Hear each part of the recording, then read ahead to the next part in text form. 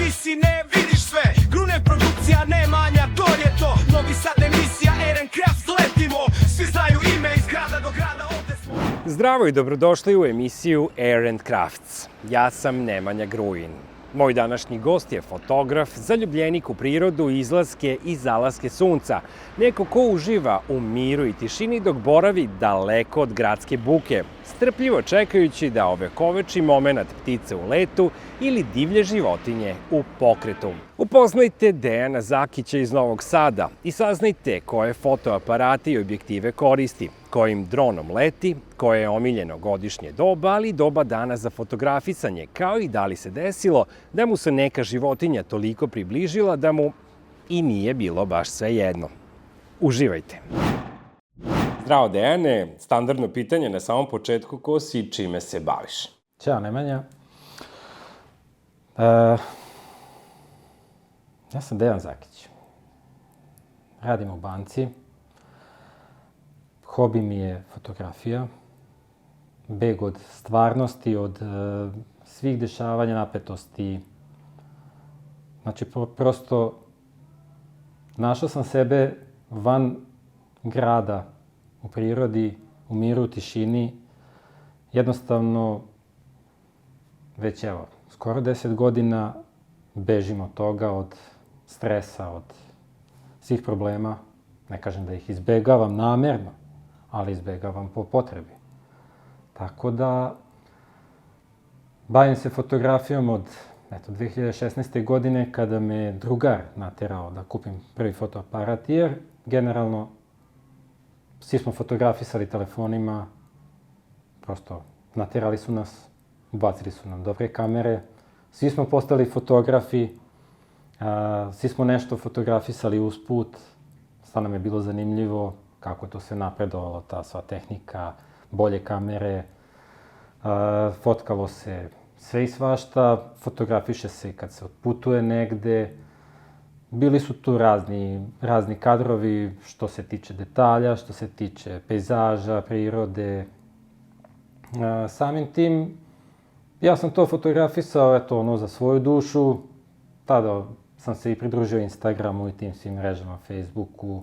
To je sve nekako krenulo, samo po sebi. Da ne zadržavam ja te fotografije za sebe, mislim, nije nikakva korist od toga da ja fotografišem i ne pokažem nikome. To mogu, ali ne želim. Jednostavno, to su te mreže učinile da mi podelimo te fotografije jedni drugima, da vidimo ko je gde, ko je šta, ko šta voli, ko šta radi, ko šta jede, pije i slično.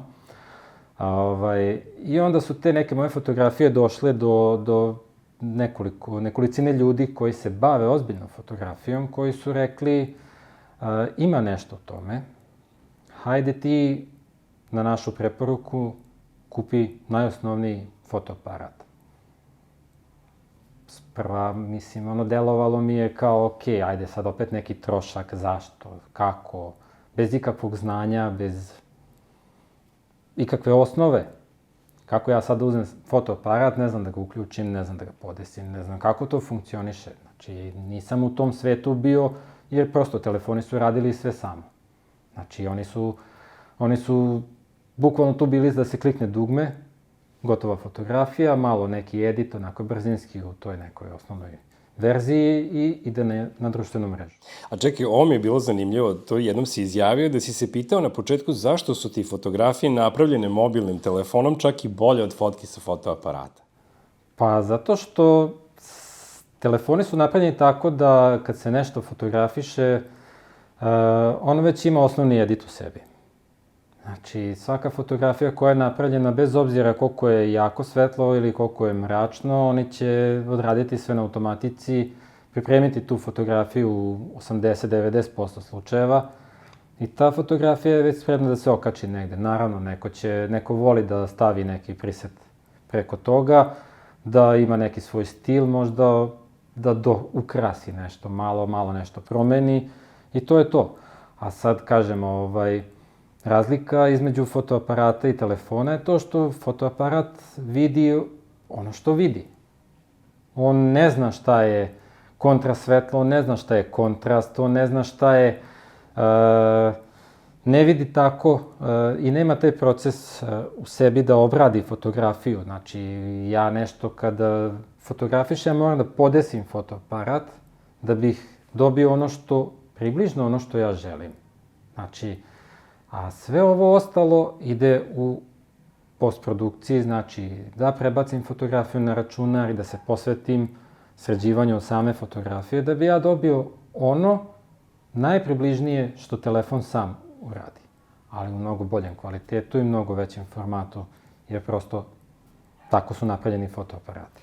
Rekao si na početku da ti je najviše nedostajala oprema. To je bio najveći problem. Da li je bilo još nekih prepreka? Pa, samim tim što je prepreka što mi nedostaje oprema, nedostaju i pare za tu opremu. Naravno, jer to sve kad se krene u taj svet, to sve igre bez granica, bukvalno. Meni su rekli bure bez dna. Može i tako da se kaže, bukvalno bure bez dna, jer tu kad se kupi telo aparata, kupi se i objektiv. Onda se vremenom shvati da taj objektiv ima svoj limit ili čovek, da kažem, prevazišao taj objektiv, ajmo idemo na sledeći objektiv. Pa se onda čovek traži u tom svetu fotografija, šta bi fotografisao? Portrete, pejzaže, životinjski svet, astrofotografija. Reci nam šta ti najviše voliš da fotografišeš? Pa što se mene tiče, ja sam se nekako najviše našao u pejzažnoj fotografiji, znači poraniti ujutru, otići u Sutton, fotografisati neke momente koji nisu baš toliko česti. Znači, nisu turističke fotografije, da sad idem i fotografišem sve što vidim i sve što mi je možda zanimljivo, a posle kad sednem i vidim, obrisaću. Jednostavno, tražim, čekam idealnu situaciju, tražim momente koje hoću da zabeležim, znam šta želim da zabeležim. Možda to neće biti iz prvog puta, iz drugog, trećeg, petog, desetog, možda će to tek biti posle 2-3 meseca odlazaka milion, ali dok ne dobijem ono što ja želim, neću odustati, naravno. To je što se pejzažne tiče.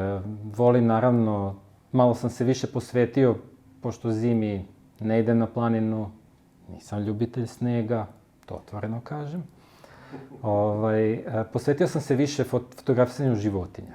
Naravno, nije to samo zimi, to je i tokom cijele godine, jer svake godine, svi 12 meseci, ima nekih dešavanja.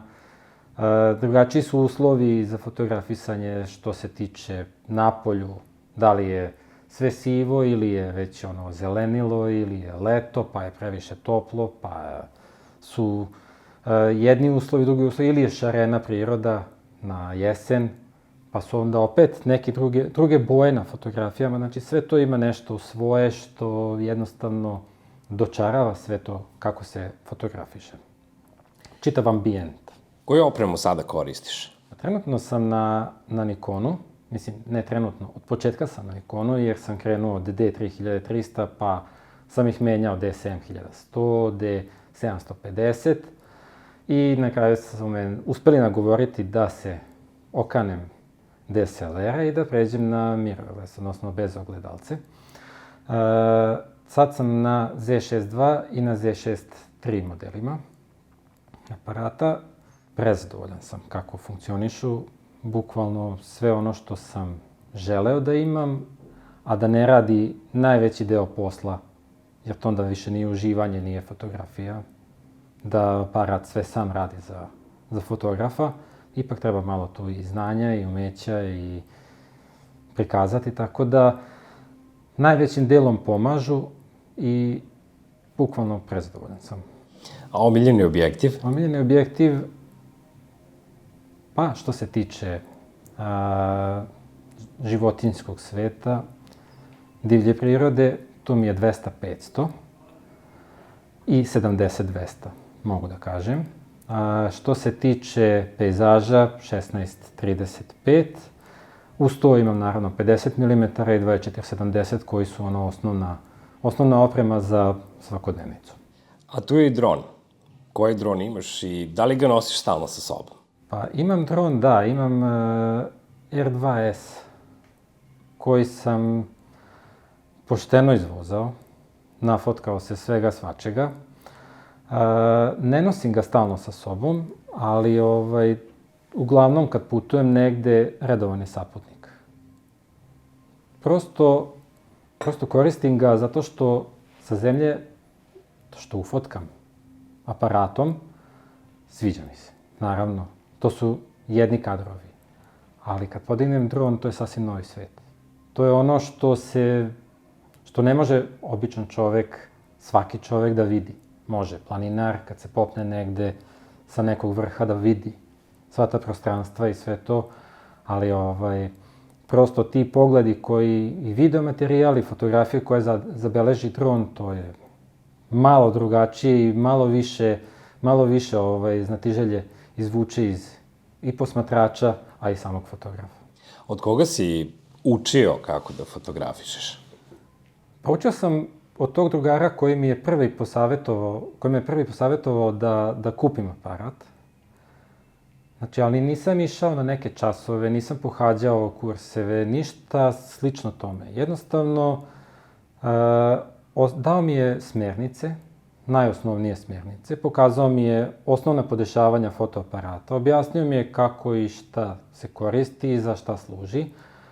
Rekao mi je neka osnovna pravila u samoj fotografiji koja su svakodnevno se koriste. Znači, kadriranje, kako šta funkcioniše, kako se šta fotografiše u smislu osvetljenja i znači najosnovnija podešavanja da ne budu fotografije ni preeksponirane, ni podeksponirane. Naravno, čovek se traži posle, sve to ispituje, isprobava, vidi šta mu najviše odgovara, znači nikad se neće držati striktno tih pravila. Uvek će nešto pomeriti, promeniti, nije to sad neki novi stil ili ne znam ni ja šta, ali prosto se prilagođava nečemu svom, da nađe svoj neki stil, koji je opet generalni stil, ali će ga, da kažem, izdvojiti iz sve te priče. Znači, kada neko za godinu, dve pogleda fotografiju, pogleda edit, reći će, neće morati ne pogleda tačnije čija je fotografija, prosto će doći do toga da je moguće da je ovo neko poznat, moguće da je ovo Dejan Zakić, moguće da je ovo taj i taj. Znači da će prepoznati stil, prepoznaće sve i posle će samo da se uveri, aha, to je to. A kako sada doživljavaš prirodu posle toliko vremena, provedenog negde po šumama i fotografisanja pejzaža i divljeg sveta? Mnogo više poštovanja prema prirodi. Znači, mnogo više poštovanja prema prirodi i jednostavno to je sasvim nova dimenzija i stvarno mislim da ljudi greše što ne predaju previše, to jest što ne predaju dovoljno značaja samom odlasku u prirodu i da više vremena provode u prirodi, da se nekako sjedine sa prirodom. Svi su u nekoj brzini, svi su navikli na taj urbani život, sve hoće nešto brzo da postignu, da odrade i naravno zaborave na sebe. A treba da odu u prirodu. Treba da osete taj mir i sve ono što ta priroda pruža. Onda će shvatiti koliko vremena gube na nebitne stvari, a umesto se posvete prirodi, da se posvete sebi. Jer priroda to sve vraća. Bukvalno sve vraća. Koliko je fotografisanje uticalo na tebe i lično kao osobu, jer si rekao da je tvoj život sada daleko organizovaniji? Jeste, daleko organizovaniji, prosto dok nisam počeo se bavim fotografijom, bilo je kuća, posao i kad dođem kući sa posla jednostavno nisam imao šta da radim. Prosto gubljenje vremena, jednostavno nisam imao nikakvih aktivnosti. Ni o čemu nisam preterano razmišljao da kažem ajde radimo ovo sad, ajde planiraj nešto, ajde planiraj ovo, planiraj ono, radi ovo, idi tamo, idi vamo. Jednostavno ništa me nije vuklo da nešto da radim. Sad je sasvim drugačija priča kad imam fotoaparat, kad sam već u tom svom svetu, naravno, čovjek traži da napreduje. Kad sam video fotografije, skoro nešto sam sređivao, pa sam video svoje fotografije od pre 5, 6, 7 godina Vidio sam koliko napredujem, ali ja znam da ja mogu još da napredujem, još da učim, još da budem bolji. I onda kad dođem tako sa posla, ok, naravno, ako su svi uslovi da se nešto fotografiše, da se izađe, da se nešto napravi zanimljivo, naravno, odmah se ja organizujem, isplaniram sebi vikend 2, 3, 5 unapred, dogovorim se sa ljudima, dogovorim se sa društvom, sa kolegama fotografima, pokupimo se, odemo 2 dana, da li na čeku, da li u prirodu, da li bilo gde. Prosto idemo nešto da radimo, idemo nešto da napravimo, a ne moram ni to, dovoljno je samo da se družimo. Znači, samim tim, to je čitavo opet neka gomila organizacije da mi nešto uradimo konkretno. Šta god to bilo. Znači, ja da ne sedim kod kuće, da ne sedim skrštenih ruku, da ne gledam televizor, da ne prolazi dan za danom, idem na posao i dođem kući i ne radim ništa. Koliko često odlaziš na fotografisanje? Pa opet kažem, što se toga koliko često idem na fotografisanje, na to utiče mnogo šta. Naravno, koliko ima dešavanja napolju, od vremenskih uslova, od same organizacije moje, da li imam nekih obaveza, nemam obaveza. Nekad se to desi da bude svaki vikend, pa 5 za redom. Nekad se desi da to bude svaki vikend, 5 za redom, nekada se desi da ceo mesec bukvalno sedim kod kuće. Naravno, nije ni to za džabe, jednostavno iskoristim to vreme da nešto pročitam, da nešto naučim novo vezano za fotografiju, da isprobam nešto novo na starim fotografijama, da uzmem stare fotografije, da ih editujem. Ali, kažem, sve to najviše utiče od obaveza, od vremenskih prilika i od društva, jer ipak je u društvu najbolje fotografisati. A kako sad to fotografisanje doživljavaš? Kao hobi? I dalje kao hobi? Ili već kao neki posao? Pa i dalje je to hobi. Naravno, raste procenat toga da to postaje već nešto malo ozbiljnije, obzirom da imam posao kojim se bavim, i dalje gledam da je to stvarno još hobi, da je to beg iz nekih problema, stvarnosti i stresa. Tako da ne mogu još da računam da sam 100% samo u tome i da ću se maksimalno posvetiti samo tome, da ću nešto zapustiti, zapostaviti i slično. Ali da, deluje mi kao da postaje nešto malo ozbiljnije i da bih mogao sa tim da se bavim profesionalno. Spomenuo si već jedna lokacija, ali 4 godišnja doba. Da li ista mesta imaju različitu magiju tokom različitih godišnjih doba? Apsolutno. Svako godišnje doba ima svoju magiju, a čak i svaki odlazak, nebitno koje godišnje doba, ima svoju magiju. Znači, zimi kad se ode da se fotografiše, nikada, nijedan dan neće imati iste vremenske uslove i ista dešavanja. Znači, sve je to neizvesno i samim tim dovoljno da mene vuče da ispitam i da pogledam šta će novi dan doneti i kako će to sve izgledati. Jer nijedno svetlo, nijednog dana nije isto. Zahvaljujući fotografiji, dosta si putovao, gde si sve bio, koje ti je omiljeno mesto? Neka preporuka za lokaciju? Pa, što se fotografisanja tiče, ajde da kažemo divljeg sveta. Najčešće posećujemo ovde u Vojvodini, na severu Vojvodine, oko Subotice i jedno mesto Male Pijace. Tamo fotografišem ptice, vodene ptice, male selice, to su pupavci, modrovrane, pčelarice. Fotografišem zimi grabljivice, znači od orlova, mišara, naiđe tu po koji šakal bude, malo čisto da razbije onako monotoniju ptica. Naravno, tu su vrane, gavrani i ostale dosadne ptice, koje uvek kvare kadrove, jer ih ima u nenormalnom broju i prosto ne može da se fotografiše normalno od njih. Što se pejzaža tiče, to sam bukvalno posećivao Crnu Goru. Durmitor sam posetio najmanje 5 puta i stvarno ima svega za fotografisanje.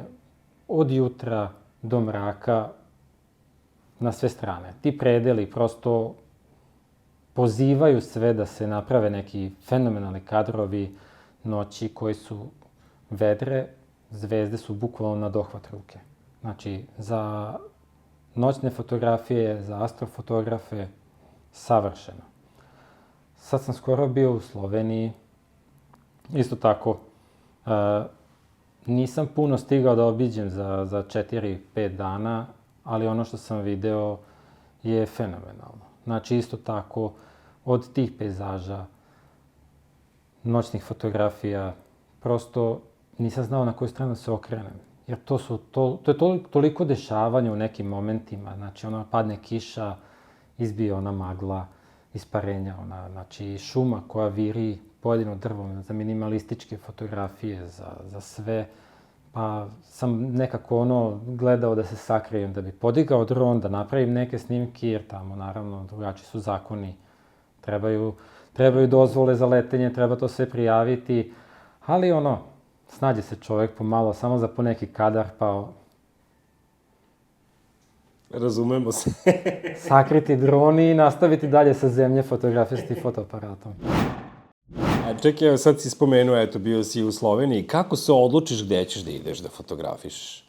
Istražuješ negde, pa kao... Istražujem, dobijem savet, dobijem preporuku, dobijem neke fotografije bez da ja tražim nešto. Znači, neko mi pošalje, evo, tamo sam bio i onda ja, naravno, uzmem i Google i ubacim sve te lokacije, pregledam šta se tamo dešava, šta ima zanimljivo.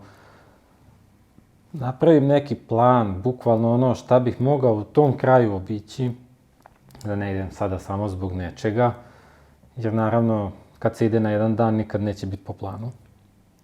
Što se fotografisanja tiče, znači, pregledam sve, napravim okviran plan, gledam period kada nema gužve, kada ja mogu da idem bez da se svađam i raspravljam sa drugima, da mi se sklone malo da ja uhvatim neki kadar. Znači, jednostavno, sva ta priprema je to kod mene toliko detaljna da ja moram sve to dobro da obradim i da se onda odlučim na put. A ne, nisam ja od tih koji sad, pakujmo se, ajmo, idemo na neviđeno. Možda to neko voli i ja poštujem da je neko takav, da će se pokupiti i reći, idemo tamo. Ali u ovom svetu, kad ja hoću da napravim ne turističke fotografije, nego fotografije koje će se gledati sa malo više pažnje, koje će izazvati neki wow efekat, mora da se ide, da kažem, sa izrazito preciznim planiranjem. A kada putuješ, šta sve nosiš od opreme? Koliko je težak tvoj ranac? Sve nosim. Nema da se bira, sad mi treba ovo, sad mi treba ono, jer uglavnom kad idem kolima. Tako da za fotoopremu uvek ima mesta. 1-2 stativa, oba tela, svi objektivi, 2 ranca, laptop, dron. Znači, sve bukvalno nosim, jer ja ne nosim to na leđima, da kažem, sve. I da razmišljam, ako idem autobusom, hoće biti previše prtljaga, šta ću sa tim, kako ću da se izborim sa tim. I da nešto moram drugo da eliminišem da bih ovo poneo. Ne, jednostavno, znači, sve spakujem, sve nosim, jer ako nešto ne ponesem, bit će, treba će mi. Ili trebalo mi je, ili fali mi. Prosto ne mogu sebe dozvolim taj luksuz da nešto ne ponesem. Ja se nerviram kad zaboravim neki kablić, a ne onako neki objektiv. I to su provere više nego garderobu što proveravam šta ću poneti, jer ja znam, ja mogu jednu majicu i 2 dana da nosim, nije problem, ali bez objektiva ili bez kabla ili bez memorijske kartice, mislim da je problem. Sad odete na neko fotografisanje, na neku lokaciju, kako tamo provodite vreme? Pa zavisi od lokacije, zavisi zavisi gde odemo. Naprimjer, ako je pejzaž, naravno, dođemo uvek dosta ranije, dok se mi pripremimo, dok namestimo fotoopremu, dok nađemo kadar, jer nikad to nije iz prve. Uvek vidimo, aha, videli smo usput, prolazili smo negde, našli smo lokaciju, interesantno je, ajde, postavimo opremu, prošetamo još malo bez opreme, levo, desno, čisto da bismo se uverili da je ovo ipak najbolja lokacija, najbolji pogled na ono što mi želimo da fotografišemo. Ne bude posle, nismo bili tamo, da vidimo možda je nešto bolje, možda je nekako drugačije namontirano. I onda tu nam prođe sat i po, dva, dok mi to sve. Onda, naravno, kreće onaj moment koji čekamo, da li je to ujutru kad izlazi sunce, ili je to uveče kad zalazi sunce, pa kad krenu sve one lude boje da dolaze do izražaja, pa da kažem, to je to. I onda to sad, opet kažem, zavisi koliko to sve traje. Nekad traje 10-15 minuta, nekad su samo u pitanju 2 minuta za fotografisanje, da. Znači, nekad ti momenti traju jako kratko, ali je priprema ta 2 sata ranije, sat vremena još posle, ajde, sednemo, popijemo nešto, ispričamo se i naravno onda polazak kući. A što se tiče ovih drugih momenata kada fotografišemo recimo taj divlji svet, tu su opet neki drugi momenti sedenja u čeki, na primjer, to je najveći procenat fotografisanja iz čeka. Tu se dolazi jako rano, znači dolazi se bukvalno pre prvog svetla nekih sat vremena. Ulazi se u čeku, raspremimo sve, pogasimo sve, postavimo opremu i bukvalno nema šta. Znači dok ne krene da sviće, dok se ne pojave prve životinje, sedimo mirno u tišini, možemo da napravimo neku kaficu i sve to tiho se ispričamo i čekamo da krene akcija. I tako naravno sve do uveče, do poslednjeg svetla i kad pade mrak, čekamo da dođu po nas. Znači, a to sve ono što je u čeki i što se tada dešava, veruj mi, nema vremena puno za neko odmaranje i spavanje. Jednostavno, dešavanja su tolika da uvek ima nešto da se fotografiše. Omiljeno doba? Jesen. Jesen, definitivno. Omiljeno doba za fotografisanje, a omiljeno doba dana? Jutro. Koju divlju životinju je najteže fotkati? Pa nisam puno fotografisao mnogo divljih životinja, ali od onih što sam ja fotografisao, ubedljivo najteže je one najmanje ptice. Fotografisati iz prostog razloga što su one jako brze i jako okretne. Jako se sve to brzo dešava. Prosto ljudi nisu svesni koje su to pomeranja, koje su to njihovi momenti preskakanja sa grane na granu, preletanja, sleti, uzme semenku, uzme bobicu, odradi nešto.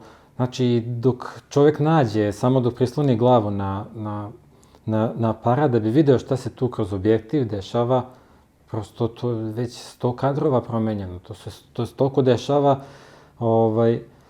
I sad opet kažem, mi ne fotkamo to, eto sad kao, ok, ajde, preletela je ptica, pa eto imamo fotografiju ptice. Ne, mi jednostavno tražimo te momente njihovih poziranja, to njihovo ponašanje. Kao da čekamo da nas one primete, iako nas ne vide, kao da one gledaju, kao da znaju da smo tu i onda je to bukvalno delić sekunde kada se ona namesti, pogleda. Ja sad moram biti u svakom momentu spreman da to zabeležim. Jer meni nije poenta da ja uhvatim kako ona okrene leđa, kako ona raširi krila, sad nešto tu odradi ili tako, eto sad kao stoji. Ne, nego jednostavno smisao je da ja uhvatim neke te njihove ekspresije koje se ne vide svakodnevno, koje niko ni ne obraća pažnju na te sve stvari. Znači jednostavno po tome se možda izdvajamo kao fotografi u tom divljem svetu, da jednostavno tražimo nešto što ljudi ne vide svaki dan. Možda vide u zoološkom vrtu, možda vide ne znam gde, ali te životinje opet tamo ne deluju srećno, ne deluju slobodno.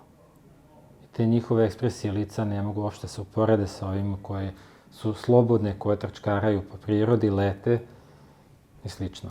Znači, isto tako je u Mađarskoj kad smo bili pre 2 godine, sad već 3, bukvalno nam je u poslednjem svetlu dana naišla lisica. Čekali smo je, velike su bile šanse da dođe, dočekali smo je i prosto ona se ponaša kako se ona zaista ponaša u prirodi. Znači, ona ne zna da smo mi ovde, sa druge strane stakla, ona vidi hranu, ona traži, istražuje, ponaša se jednostavno kako se zaista ponaša u prirodi. I to je fascinantno nešto. Ona kad dođe ovako u grad, naravno može se u gradu videti, može se i usput negde na Fruškoj gori, na primjer, videti lisica da prođe, ali kad je ona zaista slobodna, kad je ona zaista ima hrane na sve strane, to je neki novi nivo lepote. A kako ide to, spominjao si pre snimanja čeka i postoje ljudi koji pripreme hranu na različite udaljenosti? Ima i toga, naravno. Kojima je to posao? Da, pogotovo ajde da kažem, to se dešava kada su ptice grabljivice u pitanju. Znači, kad su ove male ptice, one ne.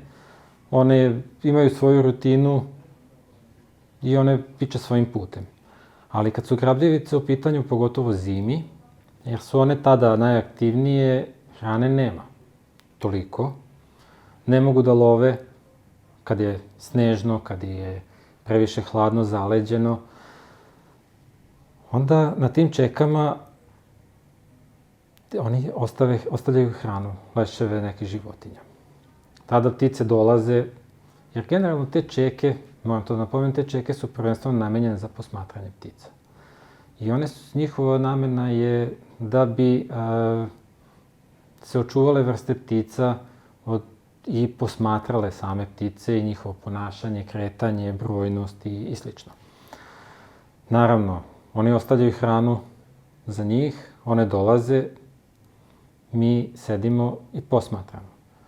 Ta čitava priprema je da oni uzmu i da ostave hranu za nas fotografe na određenoj udaljenosti, čisto da bismo mi mogli da uhvatimo bolje kadrove, da nije hrana i previše daleko, jer onda ne možemo dobaciti do ptica, nema detalja, nema poente fotografisati kad je to jako sitno. A opet ne stavljaju hranu ni previše blizu, da ne bismo imali problem sa fokusom i sa prevelikim kadrovima. I preblizu, da kažem, ne postoji mogućnost da se ne uhvate u celo i da jednostavno to nije to.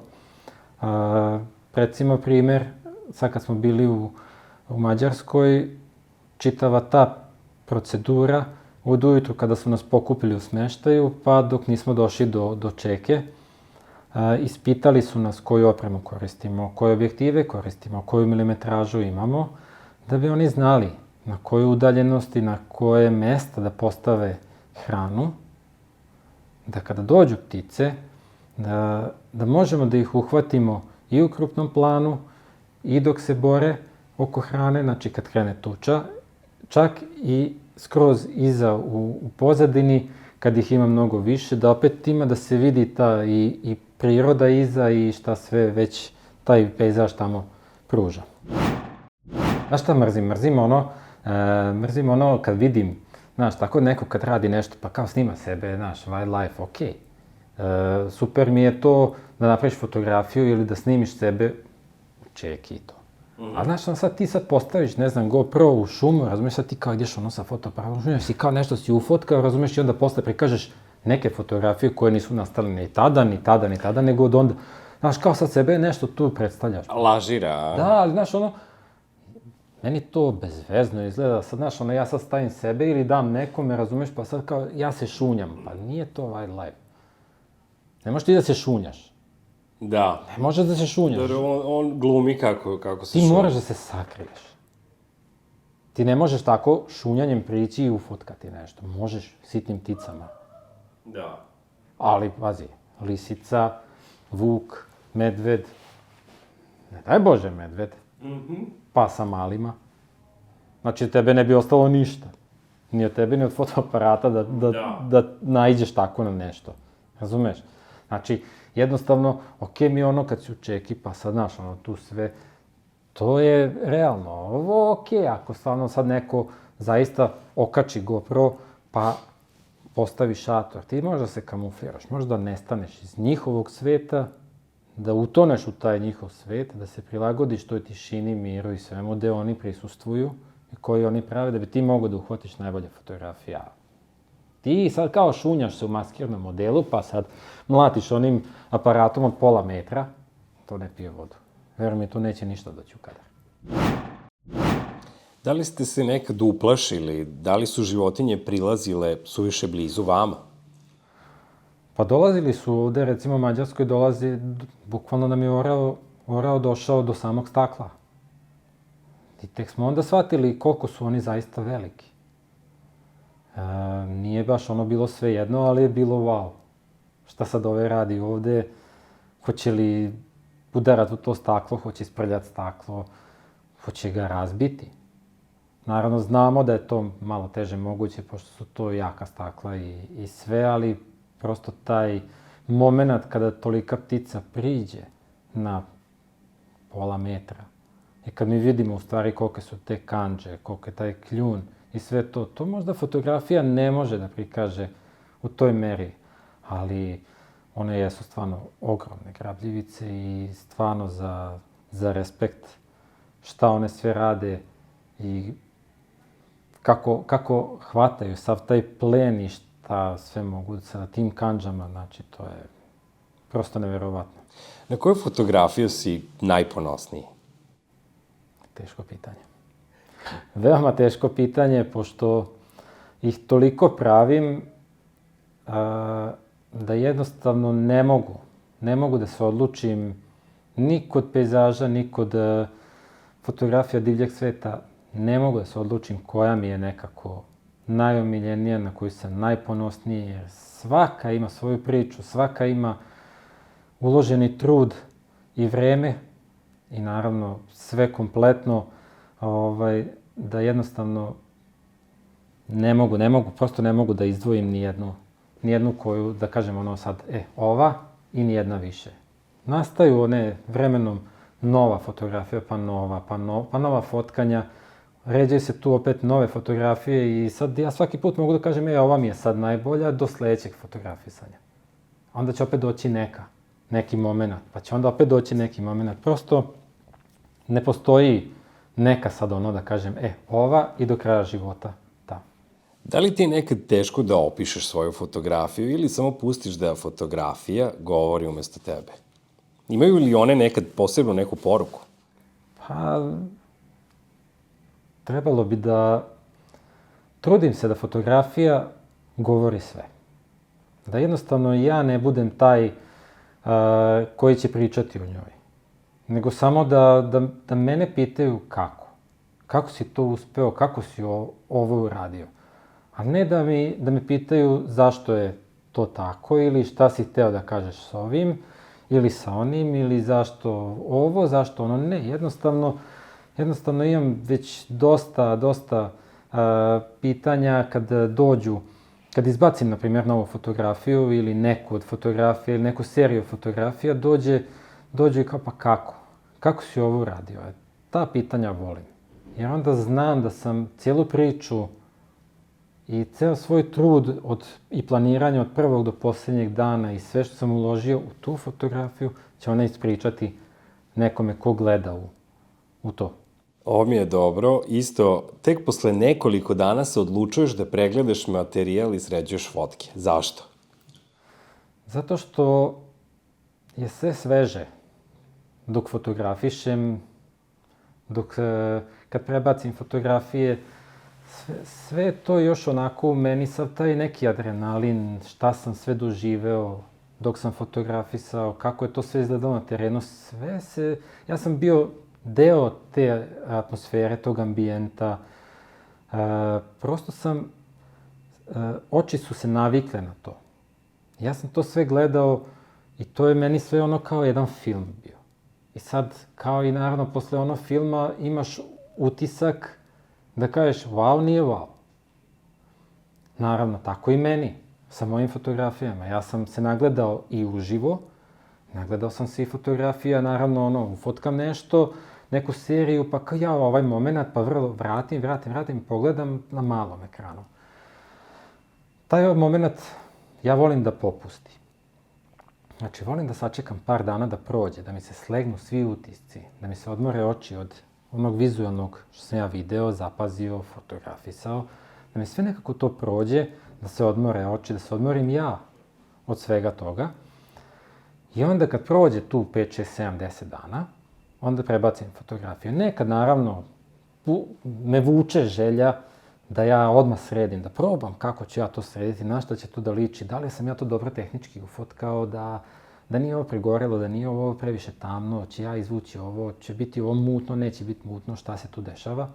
Ali uglavnom ostavim sve i kažem sebi pusti. I da je mutno i da nije mutno, nagledao si se uživo, uživao si u tome. I onda kad mi prođe sve to, onda lepo sednem, prebacim sve fotografije, upalim program i listam. I gledam. I bukvalno doživljavam sve ono što sam gledao uživo, sve to motam jednu po jednu fotografiju. I onda i tako sve pregledam i onda shvatim da jednostavno toliko je tu momenata bilo da ja u tom momentu, kad sam ja pravio te fotografije, nisam svestan šta sam fotografisao. Ajde, motam, pregledam jednom, pa pregledam još jednom. Pa onda uzmem i odaberem u tom nekom vrtenju tih fotografija, vidim, ova je odlična. Stavim ocenu sebi kao podsjetnik da krenem od tih najboljih fotografija za editovanje. I onda kad nađem 10, 15, 20, to znam da su onda top fotografije. I onda opet sačekam dan, 2, 3, sredim te fotografije. Ovo je moj edit. Znači ja sam od nule sređivao, svoj neki stil sam primenio da sredim te fotografije, da one izgledaju prepoznatljivo u mom stilu. I onda opet odmorim par dana. Onda opet uzmem fotografije da vidim koje su manje wow, ali da će nekome ko je prosječni posmatrač, kome je i ono moje najlošije wow, da ja probam i te da sredim, da vidim šta će i one da pokažu, da ne bude samo imam 2500 fotografija sa fotografisanja, a ja sam samo sredio 10, 15, 20, 50. Jer znam sigurno da je gomila tu još fotografija iza, koje čekaju svoj red i koje mogu da budu isto toliko wow, možda meni nisu, ali svima drugima će biti. A gde kačiš svoje fotografije i da li ih i prodaješ? Fotografije kačim poneke na svoj sajt. Kačio sam do pre 2 godine na Instagram. Prosto je Instagram izgubio taj momentum za te neke fotografije, tamo neki drugačiji materijal prolazi. I onda sam se odlučio da se prebacim na 500px, gde sam član već 3-4 godine. I to je bukvalno fotografska platforma gde nema ništa drugo osim fotografija.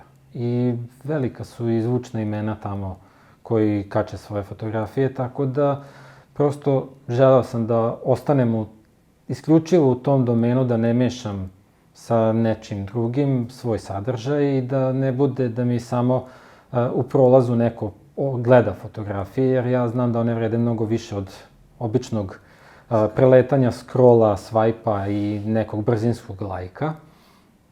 Tako da sam se ipak odlučio za taj 500px, jer gledaju ozbiljnija imena, ozbiljniji fotografi su tamo i iako nemam toliku preglednost, to jest nisam imao toliku preglednost u samom početku, sada sam već dostigao neki ozbiljniji nivo gde ljudi znaju i vide i cene trud, rad i sve to što ja tamo okačim, prikažem.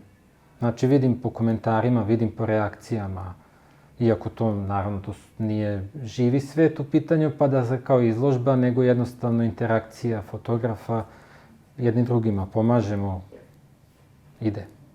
A izložbe neke, da li su u planu, da li će biti? Nemam još ništa u planu, iako me sa svih strana nagovaraju, napravi. Jednostavno ne mogu da se odlučim, jer za izložbu treba odabrati neki određeni broj fotografija, a ja to ne umem. A nagrade? Što se nagrada tiče, ne sjećam se da sam nešto preterano bio uspešan. Jedino, ajde da kažem da sam bio pozvan prošlo takmičenje za 35 Awards, što se održavalo međunarodno takmičenje. Sam tu bio sudija, predstavnik iz Srbije. A što se ovako tiče, na samom tom sajtu njihovom koji oni organizuju ta takmičenja i to, tu sam uglavnom imao uspeha, pa sam ulazio u neki uži krug i slično. Tačnije, na jednom takmičenju sam pobedio sa fotografijom pupavca koji hrani mladunce. Tu sam, da kažem, nije jedan pobednik, ali je 10 fotografija koje su pobedile, znači moja je bila jedna od tih 10. Znam da sam video negde, da si ti kačio kao da je bilo... Diploma. Da, dobio sam online diplomu, ali da, kažem, nije to sad neko takmičenje gde bi ja dobio neku nagradu, nešto, neko veliko priznanje ili nešto. Znači, to nisu licencirana takmičenja. Dobro, kontent da sve znači. Ali znači, naravno da znači. Jednostavno vidim gde sam, jer u svim tim takmičenjima postoji svi će okačiti fotografije. I onda će da se filtrira do finala, će da se isfiltriraju top. Ali to ceo svet može da učestvuje. Svi najbolji fotografi mogu da učestvuju. To je to, neko će videti. Neko će videti, neko će reći. Onda vidim, opet, zapratio me ovaj, zapratio me onaj, zato što je video moju fotografiju, ušao je na profil na tom takmičenju kod mene, video je Dejan Zakić i ništa, ajmo da kucamo na Fejsu, na Instagramu, na ovome, na onome. I onda vidimo, zapratio me taj, nebitno je li takmičar ili je učesnik ili je posmatrač ili ko što. Šta bi ti sada bio najveći izazov? Da mogu da odem malo po svetu, da fotografišem taj divlji svet. Malo više da istražim, ali je to mnogo zahtevno, veoma skupo i zahteva dosta vremena angažovanja, preciznog planiranja, jer tu jednostavno, mislim, ne postoji sad ću ja otići na ovaj kraj sveta i ne znam, sad će mi se sve to namestiti samo, pa ja sad 10 dana da provedem i ufotkat ću to i to. Ne, jednostavno to sve mora da se precizno dogovori, da se raspita, da se utanači sve do posljednjeg detalja i da se onda pristupi odlasku, ali te sve ture to zahteva dosta finansija. Probao si da fotkaš i u studiju. Šta nije kliknulo? Mnogo šta nije kliknulo, jer jednostavno zatvoreni prostor i rad sa ljudima, to je ono što ne želim. Jednostavno ne želim da budem ograničen u prostoru, da budem ograničen u vremenu i da budem u toj situaciji da moram nekome nešto da objašnjavam, da ga ubeđujem, da pričam kako i šta ja želim da ispadne na fotografiji, a da taj neko ne želi tako nešto, nego je njemu dobro ono što on vidi da je njemu dobro.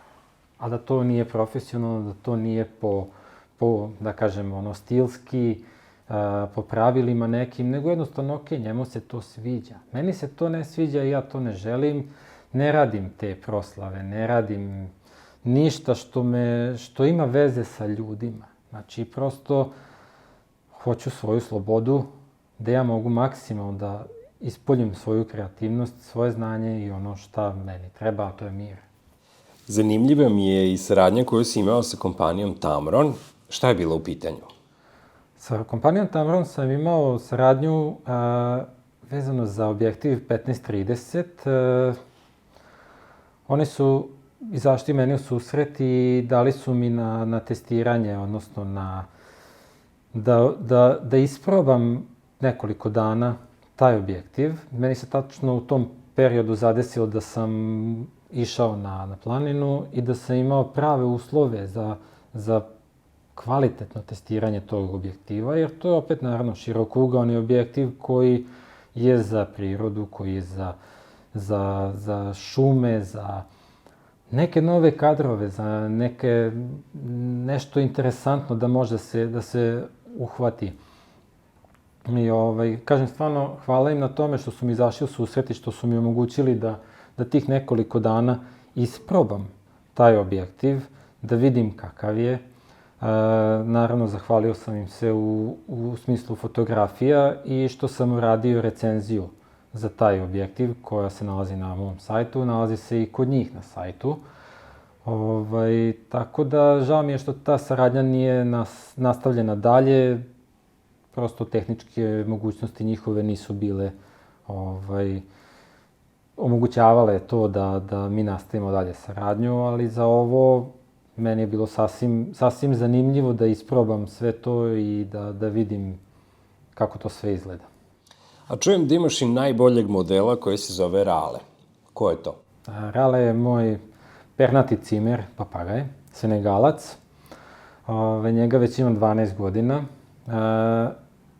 I bukvalno, što je, da kažem, cimer i što je već toliko godina moj životni saputnik, on je inače i moj model za bilo koji objektiv koji ja kupim ili hoću nešto da isprobam, da istestiram, a i ovako kada jednostavno nemam inspiraciju ili nemam mogućnosti da odem negde, naravno da je on tu da spasi situaciju.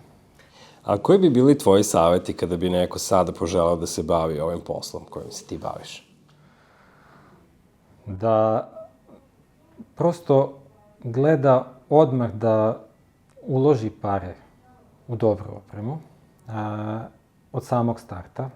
Znači da ne istražuje previše, da ne kupuje sve i svašta, nego jednostavno da se malo više raspita, ako ima nekoga da mu pokaže šta od opreme treba da koristi i kako da se nađe prosto nekako u svom tom svetu.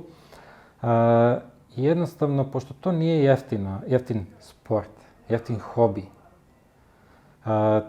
da odmah krene i da nije najjeftinije najbolje ili da će uraditi posao, nego jednostavno kad zacrta nešto, znači da odmah uzme bolji aparat, da uzme bolji objektiv, jer će mnogo para izgubiti na ispitivanja, istraživanja, na traženje sebe. Sad hoću široki, sad hoću zoom, sad hoću ovo, sad hoću ono.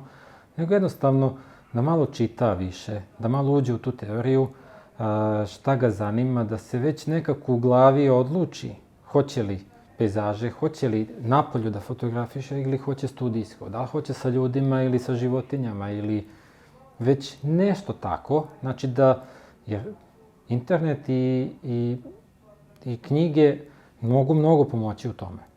Znači jednostavno da, ako ništa drugo, bar da ga spasu nepotrebnih troškova. Jer danas kupiš objektiv, sutra već nema tu vrednost, a ti ćeš ga morati prodati, zameniti za nešto, a to je sve gubljenje i živaca, i vremena, i para. I za kraj, planovi? Planovi, nastaviti u ovom tempu, što je meni sasvim ok tempo, obići još u okruženju neke zanimljive čeke, neka nova iskustva sa nekim novim životinjama i naravno raditi na sebi da još bolje bude sve ovo što radim i eventualno ako budem mogao da se osamostalim samo u ovom poslu i da se držim samo fotografije i da ne zavisim ni od čega drugog. Hvala ti što si bio gost ove emisije. Hvala ti što si me pozvao u ovu emisiju. I stigli smo do kraja današnje emisije. Upoznali ste Dejana Zakića, fotografa iz Novog Sada. Mi se vidimo ponovo za 2 nedelje, a do tada lajkujte ovaj video, zapratite moj kanal, ako želite ostavite i neki komentar ispod. Gledali ste Aaron Crafts, ja sam Nemanja Gruin i mnogo vas pozdravljam. Ćao! S ove visine vidiš sve, Gruner produkcija, Nemanja, to je to. Novi Sad emisija, Aaron Crafts, letimo. Svi znaju ime, iz grada do grada, ovde smo. Spusti beat, osjeti rime, to je hip hop, East Coast stil. Osvajamo hiljade